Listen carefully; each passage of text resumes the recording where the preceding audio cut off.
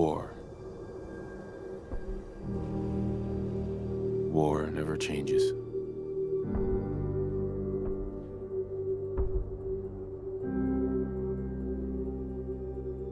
In the year 1945, my great-great-grandfather, serving in the army, wondered when he'd get to go home to his wife and the son he'd never seen. He got his wish when the US ended World War II by dropping atomic bombs on Hiroshima and Nagasaki. The world awaited Armageddon. Instead, something miraculous happened. We began to use atomic energy not as a weapon, but as a nearly limitless source of power. People enjoyed luxuries once thought the realm of science fiction.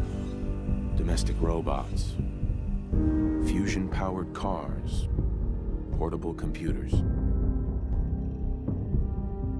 But then, in the 21st century, people awoke from the American dream. Years of consumption led to shortages of every major resource. The entire world unraveled. Peace became a distant memory. It is now the year 2077. We stand on the brink of total war. And I am afraid. For myself, for my wife, for my infant son. Because if my time in the army taught me one thing,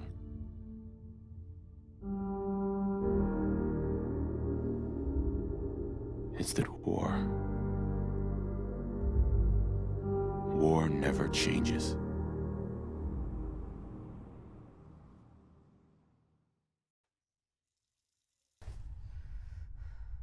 Manual override initiated. Cryogenic stasis suspended.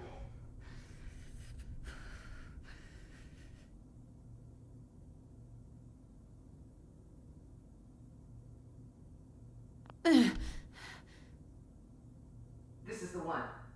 Here. Open it.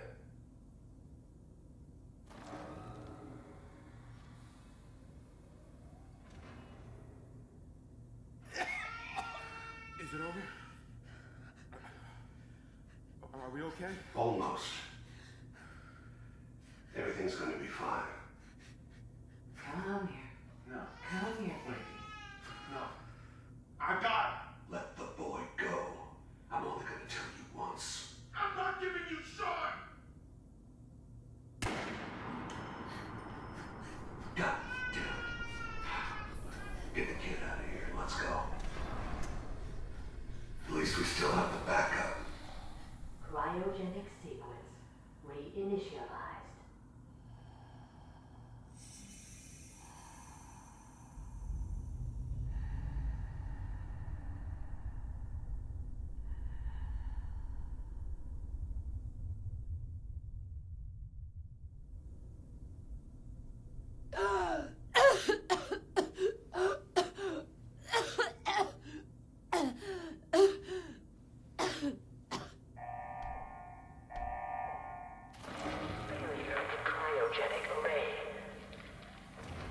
Residents must vacate immediately.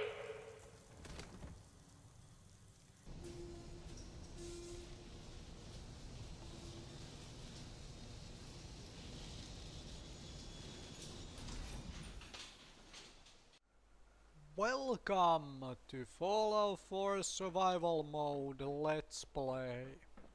This is an intro video where I will talk about the mods I am using for this Let's Play, the kind of character I'm playing, and so on. Actual action begins in the next video. So if you're just interested in the action and none of this stuff, then move on to there. So, as you may have noticed, I skipped the vault segment, or rather most of it, I decided to show just the important parts to kind of make this a shorter video and so on for all of you who have seen the beginning of the Fallout 4 multiple times, whether you have played Fallout 4 multiple times or just, you know, not interested in the vault section anyway, and so on. And if you have not, frankly, you saw the important bits anyway. You get out of the vault. And your family is, well, son is taken and your spouse is killed. Alrighty then. So, let's talk about those other things and start with the mods I am using for this Let's Play. First of all, big thank you to the modding community again. You make these games so much more entertaining to play. So very big thank you for those, for the mods. Mod list down in the description below the videos, always. So if you're interested in the mods I use, just look there for the full list. Now, I wanted to keep this kind of close to the vanilla experience. Not entirely, because I am indeed using some mods, but for example the combat system, I'm not using a bullet time mod or anything of the sort. That's partially because I figured if this incentivizes anybody to play Fallout 4 again. Like, if you watching me play, if you decide, okay, I wanna play Fallout 4 again. You don't have to feel like you need mods to play and enjoy Fallout 4, because you do not. The vanilla experience can be quite good enough, quite enjoyable. I am however using a few mods, and I'll just mention a couple here, which change the gameplay a little bit for me. First one being a mod which changes the perk requirements for crafting stations. Basically, by default, everything is behind local leader 2. You get local leader 2, you can make armor workbenches, weapon workbenches, and so on. However, for me those are changed. I actually need ranks in chemist to make chemistry workbench. I need ranks in armor to make rank armor smith workbench. So I need 2 ranks in there, here, and so on.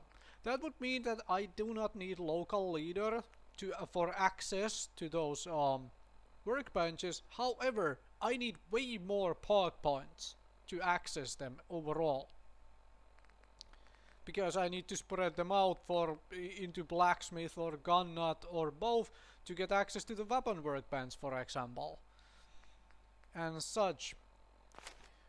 Couple other mods I am using. One of them is a quick save mod for survival mode. This is an item I use, and it overrides one of the autosaves the same way as if you had slept for an hour. Because the honest truth is, I dislike the survival mode save system very much. From role-playing point of view, it makes no bloody sense to me at all that my character would sleep an hour just to, you know, interact with a game mechanic to actually save the game.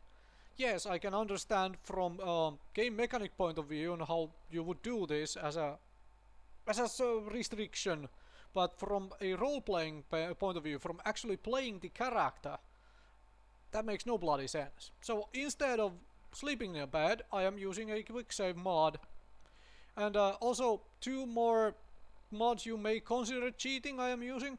One of them is easy hacking, and one of them is easy lockpicking. Hacking minigame, you can never truly lock yourself out of a, well, terminal in this game. You use your hacking chances and it gives you a 10-second lockout. Okay. Basically, hacking minigame, you cannot fail, it's just time consuming. Lockpicking minigame is kind of the same. After you get a few bobby pins, you will never run out of bobby pins ever again, and it's just time consuming. So basically, I'm choosing to bypass those 2 minigames without any big of a, you know, time waster on them. I think that is it for my mods. In general, I am using some other mods which as mentioned, you can find the full list down there. For example, a mod which adds some greenery into the world, instead of it all being brown and grey sort of thing. So now there is some green plants as well. The wasteland has evolved. Green things grow finally again. Alright, let's talk about the character I'm playing. So, from roleplay, I have kind of decided I want to be sort of a nice person. Person was a lawyer before the war. After all, we are kind of a nice person. However, there will be some justice being meted out in the wasteland, some harsh law as well. Because, well, from gameplay point of view, I have never played around with the Wasteland Workshop's arenas yet. And I wanted to implement those here, so I'm going to test the mettle of some of these Wastelanders against various things in arenas, eventually, once I get to that point, and so on. So, while we are going to be a nice person, the truth is, my son is missing, my husband is dead, and the world as I know it, or knew it, now looks like this. There are some really harsh lessons here, and that is obviously going to have an effect on the character's mentality, on the mindset. We are out here to survive now, not just, you know, walk to the grocery store and buy what we need and go to work next day. Nope, we are here to survive. So yeah. As for factions and all of that, I have made no decisions. I am leaving the roleplay kind of open-ended and seeing where the world takes me. I want to use companions because those add quite a bit of interactions to the world and in general to the other random things. As for weapons and the combat style, I figured this is not a character who really knows war and gun and all sorts of, you know, modern era laser weapons and such inside and out, and my special reflects that as well. We're going to be pretending the character used to do hunting before the war with good old fashioned black powder weapons. So basically I'm going to be using things like hunting rifles and revolvers and so on for my weapons of choice. And some melee weapons as well. Now, let's talk about this thing, as in actual mechanic point of view. So, I am picking up local leader, I wanna do settlement building. I will again separate settlement building into their own videos, so no worries about that. If you're not interested, you can just skip those videos in the Let's Play. What I did here is, well, for one, I really hate Idiot Savant. I absolutely do not want it. So I'm not taking Idiot Savant, even if I am running around with rather low intelligence. Just high intelligence enough to get to gun nut. High enough agility to get to sneaking. This is not going to be a sneak sniper. I do not have access to ninja for one. I do not have access to Mr. Sandman, so on. However, sneaking is still useful, so I can actually either bypass combat or get to places. So I wanted that. I will get myself some demolitions, some explosives, because what do you use for to hunt moose or elk? Fragmentation grenades. Of course you do. Now, the rest of this stuff is kind of thing, like we have kind of high charisma. Of course I do have high strength. This is a character who used to go to gym, and also, well, high strength is fairly useful as well. And I will be using companions as mentioned, so not a lone wanderer play. The low intelligence doesn't necessarily make sense from a role-playing point of view for a character who used to be a lawyer before the war. However, if we also look at it from a different point of view, different perspective, and apply the intelligence from pre-war to post-war, the world has changed a lot. And so basically all the things you knew prior to the war, a lot of that may not be applicable to the world of today. So that is a straight up simple explanation for low intelligence at you know, out of a lawyer in, well, post-nuclear world. And there you have it. That's the kind of a character I will be playing, at least to start with. I have no idea where it will evolve eventually. Plan is to do all the DLC and, well, enjoy the game, enjoy the journey of survival mode. Also, combat style, very little VATS, very little to no power armor usage. We will see what else comes. Thank you very much for watching. Actually, speaking of which, just for a little bit of action here at the end, I am going to loot this this thing up top here, while at the end of this video, just to give you a little bit of action starting here. So this is not the first time I play Fallout 4. As you may realize, I have an entire Let's Play already on the channel. However, that is a VATS build on some other difficulty than the survival mode. So there you have it. However, this is on the survival mode. No VATS, very little power armor. Well, VATS if I accidentally hit the button basically. And so on. So with that said, thank you very much for watching. And I will see you folks another time with Fallout 4 survival mode.